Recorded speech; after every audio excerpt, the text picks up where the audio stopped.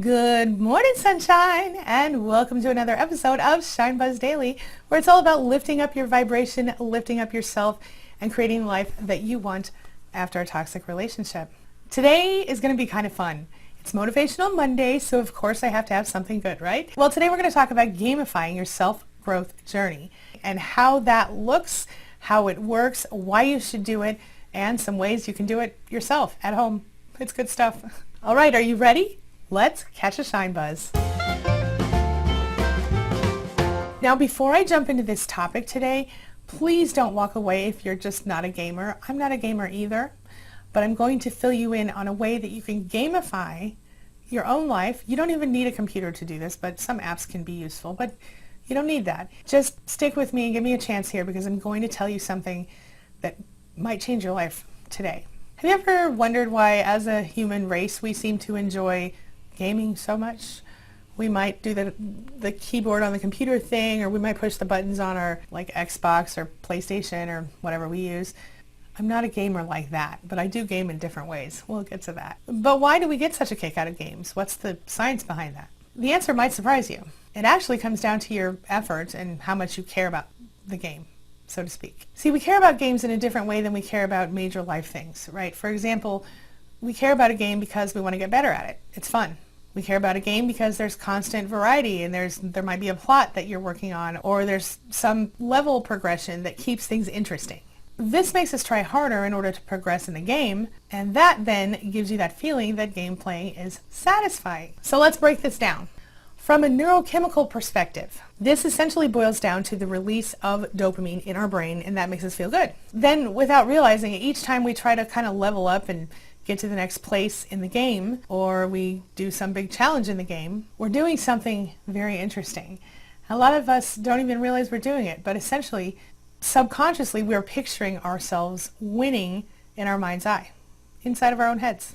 Of course, this leads us to actually try to do the challenge, so when we attempt it for real, then it actually very often manifests exactly how we visualized it. And guess what? Here comes more dopamine! Dopamine is sort of like a reward hormone. And it turns out that the feeling that you get when the dopamine rush hits you is highly addictive. And that can be enough to make us want to try again. Keep going. Which is why it might be hard for you to put down your phone when you just finally pop that last bubble or bump that last jewel or whatever. You want to keep going and level up. And on top of that, the release of dopamine is enough to reinforce the neural connection to make you want to do it again. And what happens then?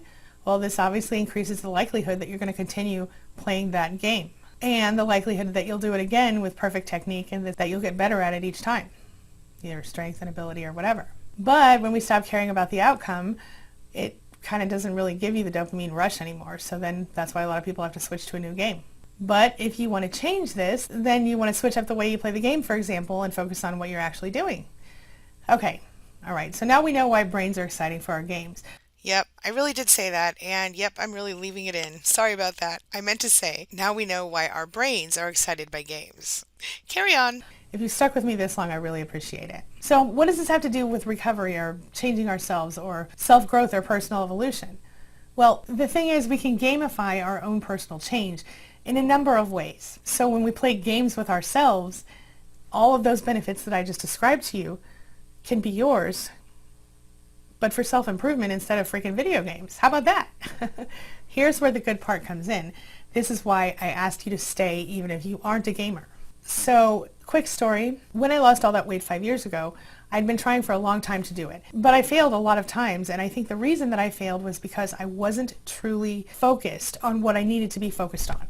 I wasn't truly ready to do what I needed to do. Or, if I was ready, I wasn't committing myself hard enough. Well, I ended up joining Weight Watchers, and for a long time I tracked my food through their app. Well, that was the first time I probably gamified my weight loss appropriately. I like to eat sometimes, so a lot of times. So what I did was I would try to figure out how I could eat the most food for the least amount of points, right? And so that sort of almost forced me to start eating healthier foods, more whole grains and greens and veggies and fruits, less unhealthy fats, less junk food, etc., because in order to eat more, I needed to eat healthier because things that were crappy for me were higher points, right? So that was step one. Step two was Fitbit. I got the Fitbit. I started doing the Fitbit challenges. I started joining Fitbit teams and playing Fitbit games. It was great.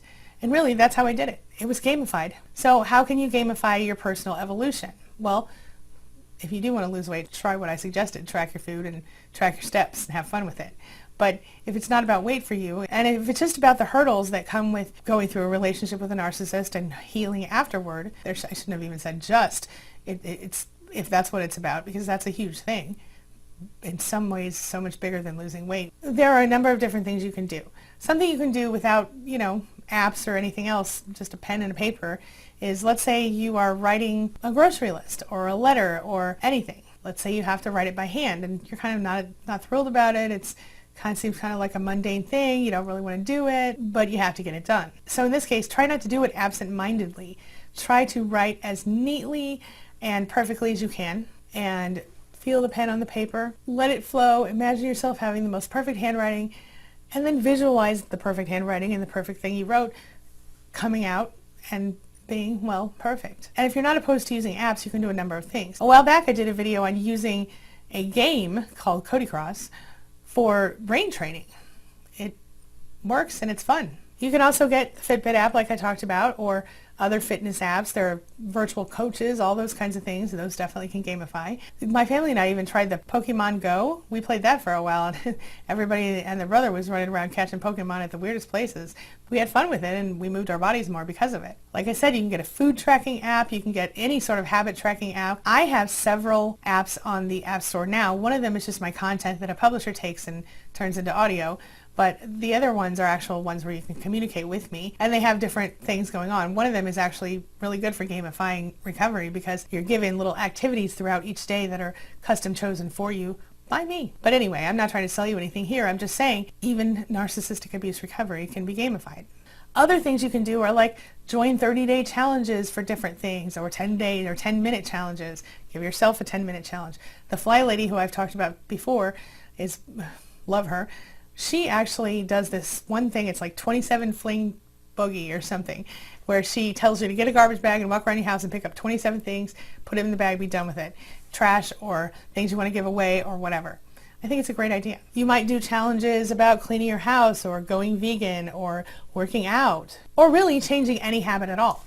So what do you think? Do you think you might be willing to gamify your recovery and your personal evolution and your self-growth? Well, that's the question of the day. The question of the day is, have you previously gamified any personal improvement in your life? And if so, tell us about it in the comments. And if you haven't, are you going to think about it now? Share your thoughts, share your ideas, share your experiences in the comment section below, and let's talk about it. And now let me look at you. I think you need a little homework. So grab your pen, grab your paper, and be prepared to write down your assignment for today, because it's time to read the cards. As usual, we're starting today with the Dialectical Behavior Therapy Skills Deck. This is linked in the description below, but you don't need to buy it because I'm sharing these with you every day until I'm through the whole deck. And today's card is a mindfulness skill, and it says practice thought diffusion. Sit quietly and relax using mindful breathing. Then observe your thoughts coming and going one by one without getting attached to them. Imagine your thoughts drifting away like clouds or floating past in a stream.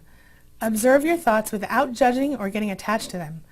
Practice today for 5 minutes.